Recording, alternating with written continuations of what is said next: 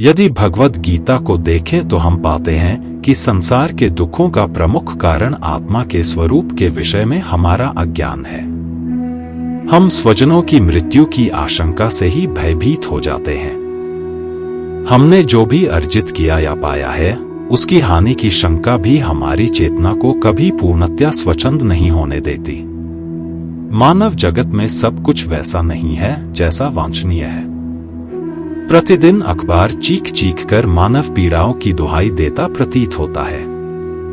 संसार की आबादी का शायद 10% हिस्सा भी यह नहीं कह सकता कि वह खुद को पूर्णतः संतुष्ट पाता है।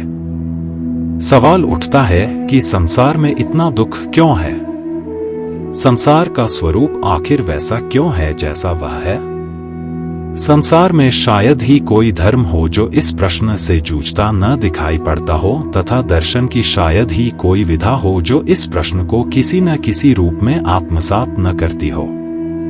यदि भगवद गीता को देखें तो हम पाते हैं कि संसार के दुखों का प्रमुख कारण आत्मा के स्वरूप के विषय में हमारा अज्ञान है। हम स्वजनों की मृत्यु की आशंका से ही भयभीत हो जाते हैं। हमने जो भी अर्जित किया या पाया है, उसकी हानि की शंका भी हमारी चेतना को कभी पूर्णतया स्वच्छंद नहीं होने देती। गीता में कृष्ण अर्जुन को यही शिक्षा देते हैं कि जन्म मृत्यु की घटनाएं आत्मा के पुराने वस्त्रों का त्याग कर नए वस्त्रों को धारण कर लेने मात्र से बढ़कर कुछ नहीं है। चूंकि आत्मा ही एकमात्र संसार में शाश्वत तत्व है, इसलिए हम जो भी अर्जित करते हैं वह बाह्य कारणों से ही हमारे पास संग्रहित होता है, तथा अन्य बाह्य कारणवश हमसे दूर भी हो सकती है। गीता हमें दुखों का कारण बताकर उनसे निवारण की दिशा दिखाती है। ईसाई धर्म के प्रमुख ग्रंथ बुक ऑफ जॉब में एक रोचक कथा है। यीशु के परम भक्त जॉब ने पूरा जीवन उनकी शिक्षाओं के अनुरूप बिताया है, लेकिन वह अत्यंत पीड़ादायक स्थिति में है। उसका परिवार, घर तथा संपत्ति आपदा की भेंट चढ़ चुके हैं। एक ही प्रश्न उसके रोम रोम में गूंज रहा है कि आखिर उसी के साथ ये सब क्यों हुआ। मुख्य बिंदु यह है कि जॉब सब कुछ खोकर भी ईश्वर में आस्था नहीं खोता। क्या ईश्वर में आस्था किसी कारणवश होनी चाहिए या निरपेक्ष रूप से? बौद्ध तथा जैन दर्शन श्रमण परंपराएं कहलाती हैं तथा निरश्वरवादी हैं। जगत में दुख है, बौद्ध दर्शन के अनुसार यह आर्य सत्य है। दूसरा आर्य, क्या ईश्वर में आस्था किसी कारणवश होनी चाहिए या निरपेक्ष रूप से? बौद्ध तथा जैन दर्शन श्रमण परंपराएं कहलाती हैं तथा निरश्वरवादी हैं। जगत में दुख है, बौद्ध दर्शन के अनुसार यह आर्य सत्य है। दूसरा आर्य सत्य, दुख का कारण भी होगा। तीसरा, दुख का कारण है तो उसका निराकरण भी होगा। चौथा आर्य सत्य यह है कि यदि दुख का निराकरण है तो दुख निवृत्ति का मार्ग निश्चित ही है। किंतु बौद्ध दर्शन के अनुसार अपनी पीड़ाओं का निराकरण स्वयं की तत्परता तथा श्रम से होगा। इसके लिए बौद्ध दार्शनिक शील, समाधि तथा प्रज्ञा जैसे सद्गुणों का मार्ग सुझाते हैं। वहीं दूसरी ओर जैन दार्शनिक रत्नत्रय अर्थात सम्यक दर्शन, सम्यक ज्ञान तथा सम्यक चरित्र अपनाने के लिए प्रेरित करते हैं। किंतु दुख तथा ईश्वरीय सत्ता के बीच असंगता अपरिहार्य रूप में दिखाई पड़ती है। ईश्वर की अवधारणा में ही उसके सर्वशक्तिमान, सर्वज्ञ तथा करुणामय होने की अवधारणाएं अंतर्निहित हैं। यदि ऐसा है तो वह हमारी पीड़ाओं से अनभिज्ञ नहीं हो सकता। किंतु ज्ञान होते हुए भी वह उनका निराकरण न करे, ऐसा असंभव है। जब मनुष्य की पीड़ाओं के निराकरण का उपाय ईश्वर के पास उपस्थित है, तब जगत में जीवन इतना पीड़ादायी क्यों है? इसका उत्तर या तो यह कहकर दिया जा सकता है कि ईश्वर आस्था का विषय है, तर्क का नहीं, तथा आस्था जब निरपेक्ष तथा अकारण है तभी उसका नैतिक मूल्य है, या फिर यह कहकर दिया जा सकता है कि सांसारिक दुख ईश्वर के कारण नहीं वरन हमारे स्वयं के अज्ञान तथा अबोध के कारण है, तथा उसका निवारण भी हमारे अपने श्रम से स्वयं में सद्गुण का अर्जन तथा विकास करने में है।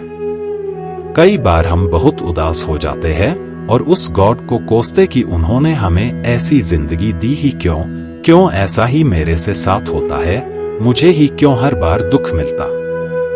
हम उस गॉड को ही दोषी ठहरा देते कि वो गलत कर रहा है, परंतु हम यह भूल जाते कि जिस गॉड ने हमें इस दुनिया में भेजा है तो किसी खास मकसद से ही भेजा होगा, और गॉड जो भी हमारे साथ करता वो हमारे लिए सही ही होगा, क्योंकि कौन सा ऐसा पिता है जो अपने बच्चों को दुखी देखे। परंतु जब हम अपने मन के करते तो वह कर्म बन जाते और हमारे द्वारा हर एक कर्म का हिसाब किताब हमें देना पड़ेगा, और इन्हीं कर्मों के हिसाब किताब से हमें सुख दुख, रिश्ते नाते और बाकी चीजें मिलती। अब सवाल आता है कि मैंने तो कभी किसी का बुरा किया नहीं, फिर भी मुझे दुख ही मिलता। क्या भगवान से कोई गलती लग गई? ना, हम इंसानों से गलती हो सकती, परंतु उस भगवान से कोई गलती नहीं होती। हमारे सही और अच्छे कर्म करने पर भी दुख का कारण हमारे द्वारा किए गए पुराने जन्मों के कर्म है, जिनका भुगतान करने हम इस इंसानी जन्म में आए हैं। इंसान का जन्म 84 लाख जून के बाद भगवान की दया से मिलता है। यह इंसानी जन्म सीढ़ी का आखिरी डंडा होता है। यदि यहाँ से पैर फिसला तो हमें फिर से 84 लाख जून से गुजरना पड़ेगा। इंसानी जन्म या जून सबसे श्रेष्ठ है। अब फिर से हमारे मन में सवाल आता कि आखिरी इंसान का जन्म या जून इतनी महत्वपूर्ण क्यों है? आखिर क्यों हर कोई इस जन्म को सबसे कीमती बताता? यदि आपने शुरुआती लाइन में पढ़ा होगा तो उसमें लिखा था कि भगवान ने हमें खास मकसद से भेजा है। आखिर क्या है यह खास मकसद, तो उसका भी जिक्र आगे किया जा रहा है। जैसा कि इंसानी जन्म या जून सर्वश्रेष्ठ है और केवल इसी को ही परमात्मा या भगवान की भक्ति करने का अवसर मिलता है। यदि इंसान इस जन्म में परमात्मा की भक्ति करता है तो वह परमात्मा से मिलने के काबिल हो जाता है और वह जन्म मरण के इस 84 लाख जून के जेल खाने से छूट जाता है। अब सवाल आता कि भक्ति तो हम सब करते हैं, परंतु वह उस भगवान या परमात्मा को मंजूर नहीं। आखिर ऐसा क्यों? क्योंकि हमारे द्वारा अपनाए सभी भक्ति के रास्ते हमारे ही मन के द्वारा बनाए गए तसल्ली के रास्ते हैं। अब यदि हमें सच्ची भक्ति का रास्ता जानना है तो किसके पास जाएं और किससे सच्ची भक्ति का रास्ता पूछे? क्या हम इंसान खुद यह सच्ची भक्ति का रास्ता खोज सकते? नहीं। यदि इंसान ऐसा कर सकता तो आज के समय में यह सारी दुनिया भक्ति करके परमात्मा से मिलाप कर चुका होता। सच्ची भक्ति का रास्ता तो हमें संत महात्मा ही बता सकते, क्योंकि गुरु के बिना ज्ञान नहीं होता। इसीलिए हमें सच्चे संत महात्मा से सच्ची भक्ति का रास्ता पूछना चाहिए। ऐसे संत महात्मा भक्ति का रास्ता बताने के साथ हमें परमात्मा से मिलाप करवाने तक पूरी मदद करते। अब सवाल उठता है कि मैं तो यह सब मानता नहीं और यह सब बातें झूठी होती हैं।